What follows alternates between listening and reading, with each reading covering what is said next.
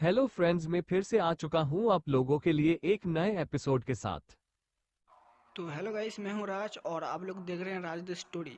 तो आज का वीडियो शुरू करने से पहले मैं आप लोगों को बता दूं, अगर आप लोग चैनल पर नए आए हो तो प्लीज़ चैनल को लाइक सब्सक्राइब एंड कमेंट जरूर कर देना। तो शुरू करते हैं आज का स्टोरी, तब तक के लिए बाय। CH-250 तारकासुर का अंश। शौर्य ब्लैक लोट्स ऑर्गेनाइजेशन के मुख्यालय पर भेड़िया सम्राट के सामने खड़ा था। भेड़िया सम्राट, जिसकी लोहे से भी मजबूत हड्डियां शौर्य को मारते ही टूट चुकी थी, वह दर्द से शौर्य को गुस्से से देख रहा था। उसका गुस्सा तब अधिक बढ़ गया जब शौर्य ने रानी मिन को उसके सामने ही भस्म कर दिया।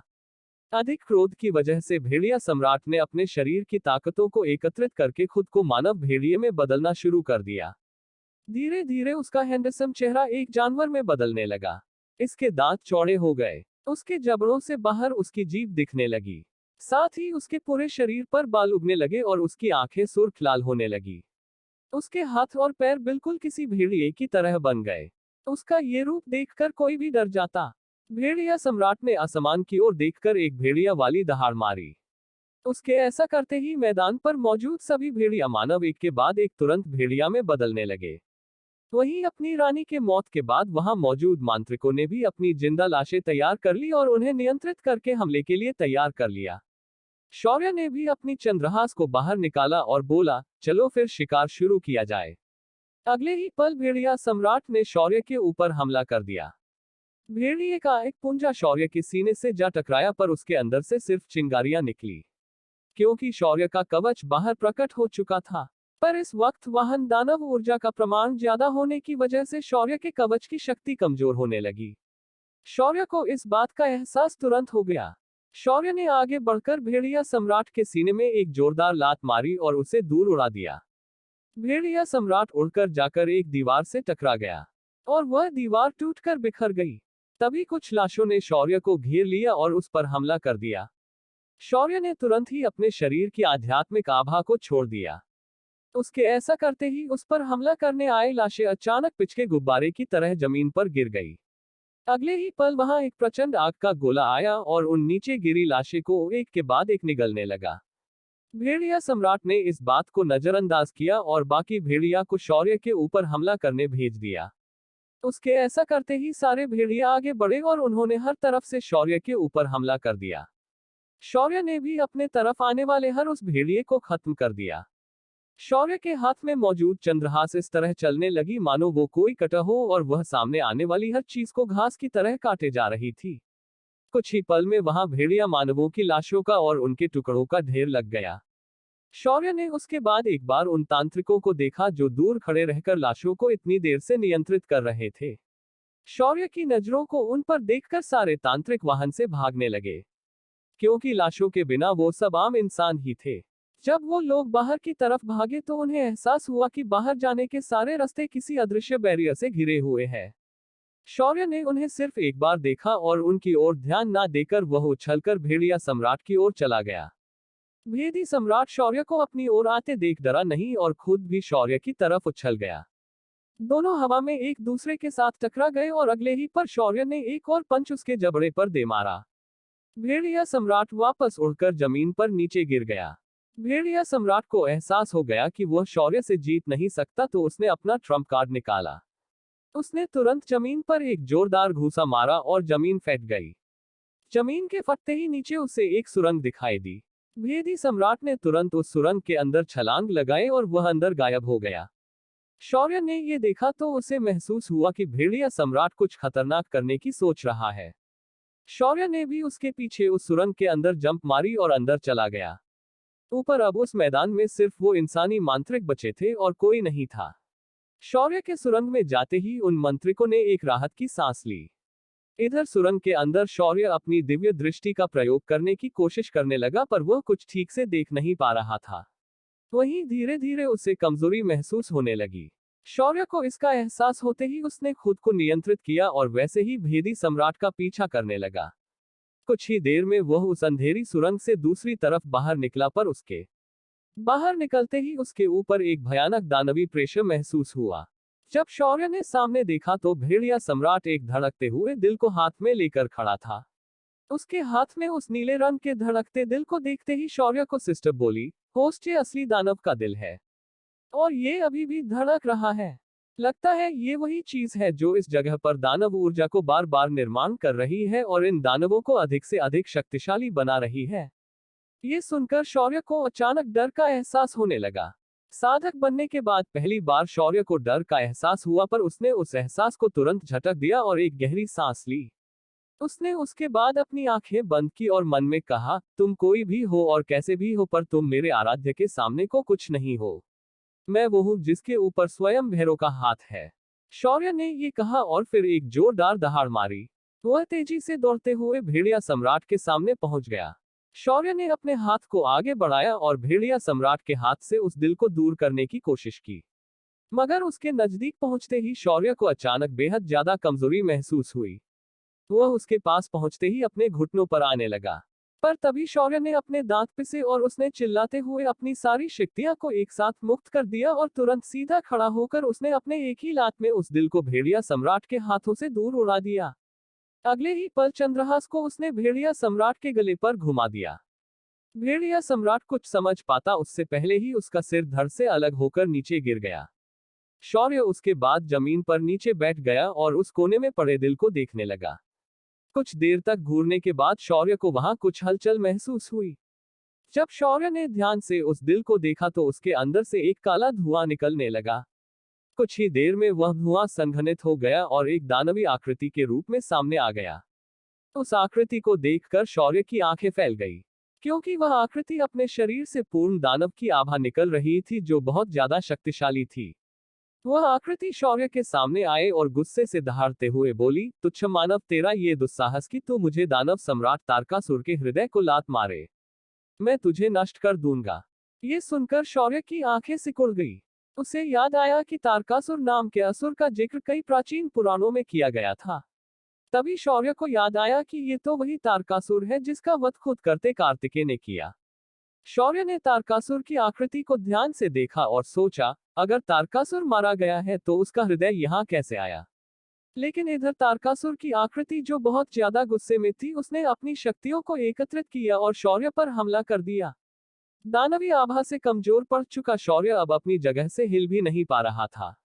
इसी वजह से वह ऊर्जा का हमला सीधे आकार शौर्य के शरीर से टकरा गया। शौर्य उस हमले से अपनी जगह से दूर उड़ गया और उस सुरंग के पिछली दीवार को तोड़कर बाहर गिर गया। उसका शरीर बहुत ज्यादा घायल हो चुका था। ऊपर से आसमान में घने दानवी ऊर्जा से बने बादल छाए थे, जिस वजह से किसी भी तरह की रोशनी उस आयाम में नहीं आ पा रही थी। शौर्य को ऐसा दर्द तो पहले कभी भी महसूस नहीं हुआ था और ना ही वह आज तक इतना ज्यादा घायल हुआ था। शौर्य को अब समझ आ चुका था कि असली तारकासुर कितना शक्तिशाली होगा, क्योंकि उसका सिर्फ एक अंश उसे इतना घायल कर सकता है। ऊपर से आसपास की ये दानव ऊर्जा उसे और ज्यादा परेशान कर रही थी। शौर्य ने जैसे तैसे खुद को संभाला और उस जगह पर वापस उठकर बैठ गया। इस वक्त वह उस पहाड़ी से बाहर आया था। आसपास बहुत ज्यादा पैमाने पर फैली लाशों की दुर्गंध आ रही थी। शौर्य ने अपने मुंह में जमा खून को थूक दिया और आसपास एक सरसरी निगाह से देखने लगा। उसने अपनी आंखें बंद की और नर्क की अग्नि को अपने शरीर के ऊपर प्रकट कर लिया, जिस वजह से उसके ऊपर दानव ऊर्जा का बन रहा दबाव कम हो गया, साथ ही वहां आ रही दुर्गंध भी कम होने लगी। शौर्य ने अपने कुंडलों को सक्रिय किया और ऐसा करते ही कुंडलों ने उसके शरीर पर बने घावों को भरना शुरू कर दिया। कुछ ही देर में शौर्य के घाव वापस भर गई और उसकी आध्यात्मिक ऊर्जा भी उसके शरीर में मुक्त संचार करने लगी। अब शौर्य को यहाँ के वातावरण पर गुस्सा आने लगा और उसने अपनी नर्क अग्नि को हर तरफ पूरी तीव्रता से फैला दिया। नर्क अग्नि किसी समुद्र की लहर की तरह हर तरफ फंस गई और आसपास फैली लाशों को और बाकी दानवी ऊर्जा को नष्ट करने लगी। इधर तारकासुर की वह आकृति नर्क की अग्नि को महसूस करते ही कांप गई। उस आकृति को मालूम था कि नर्क की अग्नि ही उसका काल थी। वह आकृति अपने हृदय के साथ उस सुरंग से बाहर निकलने लगी और जब वह बाहर आए तो उसने देखा कि हर तरफ फैली उसकी दानवी ऊर्जा लगभग नष्ट हो चुकी है। तभी उसकी नजर शौर्य पर पड़ी, जो अपने दोनों हाथ फैलाकर आग को चारों ओर फैला रहा था। उस आकृति ने इस बार फिर एक बार उस पर ऊर्जा का एक गोला फेंक दिया, पर अब तक शौर्य के शरीर और कवच की शक्ति वापस आ चुकी थी। वह हमला आकर सीधे शौर्य से टकरा गया और एक बड़ा धमाका हुआ। उस जगह पर धूल का गुबार उठा पर तभी उस आकृति को रुद्र मंत्र की आवाज सुनाई दी। देखते ही देखते वहां हवा में एक धुंधली भगवान शिव की आकृति प्रकट हो गई। भगवान शिव जी के उस आकृति ने प्रकट होते ही अपनी आंखें खोली जो क्रोध से लाल हो चुकी थी। उस आकृति की आंखों से एक दिव्य रोशनी निकली और उस दिव्य रोशनी सामने हवा में तैर रहे तारकासुर की उस काली आकृति को एक ही झटके में नष्ट कर दिया। वह आकृति उस रोशनी की वजह से अपनी पूरी ऊर्जा खो चुकी थी और धीरे धीरे वहां से गायब हो गई। शौर्य जो लगातार मंत्र को जाप रहा था उसने अपना जाप रोक दिया।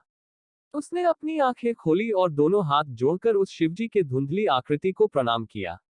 शिवजी की वह आकृति धीरे धीरे हवा में गायब हो गई। सभी वहां मौजूद दानवी ऊर्जा के घने बादल भी छटने लगे और आसमान साफ हो गया।